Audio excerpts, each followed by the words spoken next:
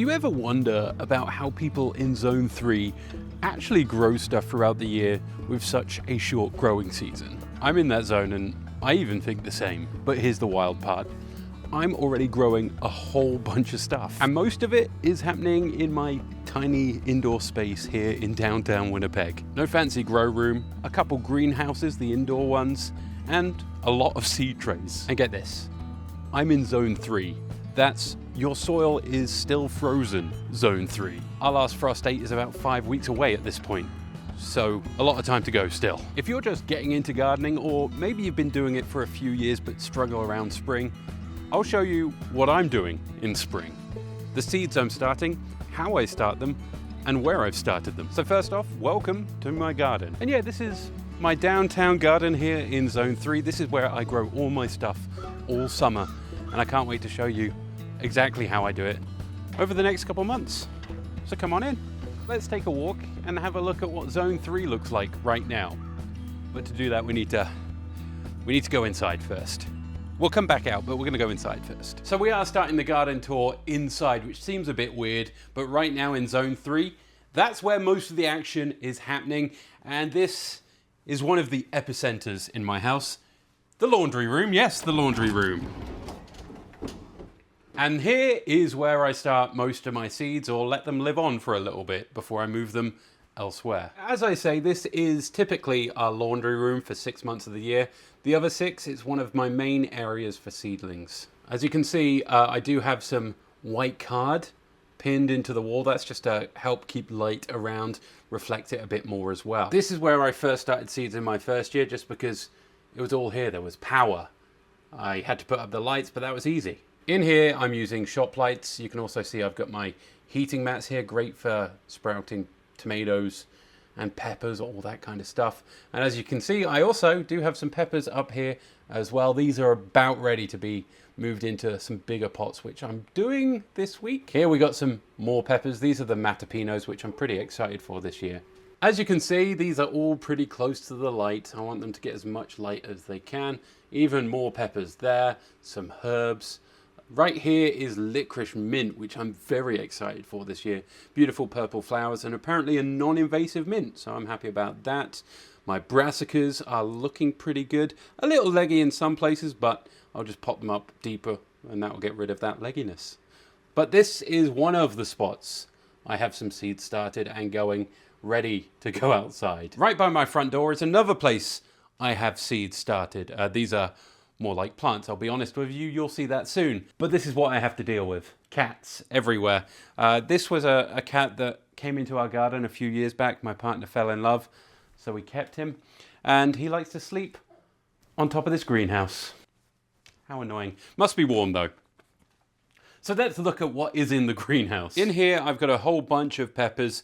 These ones, well, they got pretty tall pretty quick, unlike my hot peppers. These are shishitos, and I believe poblanos as well. Yep, there's another cat, by the way. And this is what these shishito peppers are looking like. I do need to strengthen it up a little bit, but I'll probably do that in the hardening off process. I am pretty happy with how it's looking right now. There are some moisture issues, which is why you're seeing that. I think that's called epidema or something like that, where it's just had a little bit too much water, but apart from that, looking pretty good. So over here, I have even more plants going, trying to grow more flowers this year. So I have some alyssum, which is looking pretty good. I have some chamomile. I know it's more of a herb, but I love the flowers, and I guess you can put them in tea. My onions that I started from seed, they are looking great. These can probably go out in a couple weeks, I think, just if the weather looks like it isn't going to get too cold. Now, we live in a very small 2-bedroom house. I have to be pretty inventive with the space. So this is my closet. I put my clothes in a different place. So this is yet another place where I have plants growing. Funny story with this tray, just a couple weeks ago I was adjusting the whole greenhouse, popped a bar out and they all came crashing down. I've been growing that celeriac for about 10 weeks now, so I was terrified. But they all survived. I did have to repot some of the purple basil, but it's all looking good. Yeah, basil, celeriac and leeks there. And I haven't checked on these in a couple days. There's a few adjustments I'm going to make with the lights. but I've got a lot growing here. I've got my tomatoes going, some sun gold, some San Marzanos, some kale, that's the dinosaur kale.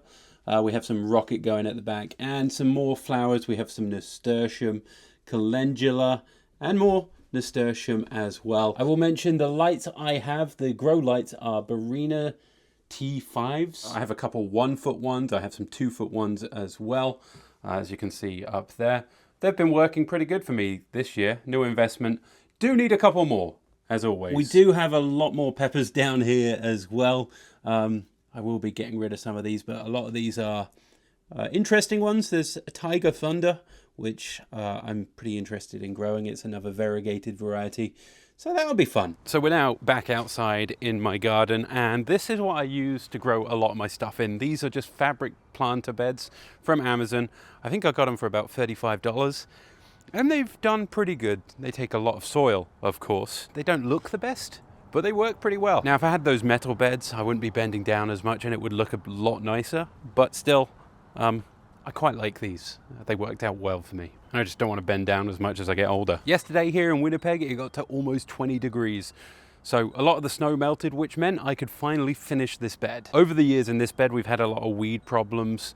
So what I did was I just dug it all out, laid some cardboard down, and yesterday put down a load of soil, compost, all the good stuff that hopefully will stop the weeds coming back. We'll find out. Yesterday I also put in some asparagus. I have one plant going already, but I also put in 5 crowns of purple asparagus just here.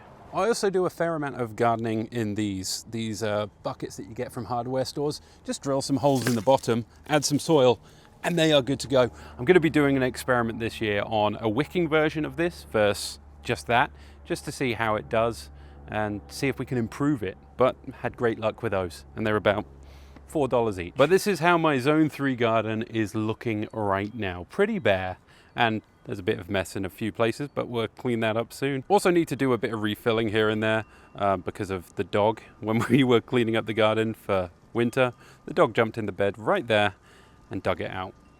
How kind.